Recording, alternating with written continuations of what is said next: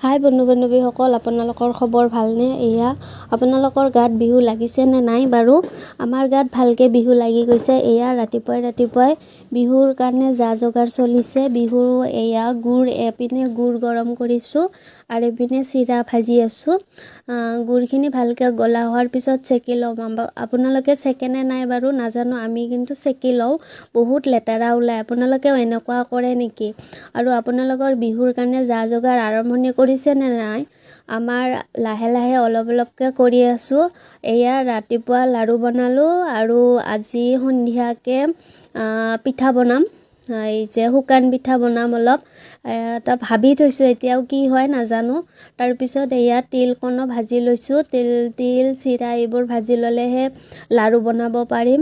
আপোনালোকে তিলবোৰ মানে ভাজে নে নাই? বহুতে কিন্তু নাভাজাকৈ কেঁচাই মানে লাড়ু বনায়।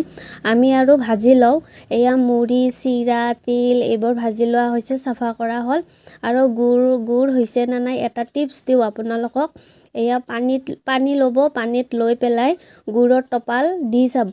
যদি পানীৰ তলত যদি গোটা লাগি যায় নহয়, তেতিয়াহ'লে আপোনালোকে জানি ল'ব গুড়টো হৈছে, মানে পাগ আহি গৈছে।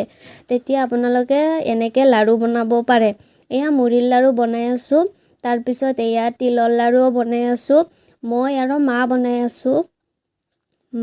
মই আৰু এটা মা মানে বাহিৰত আছে।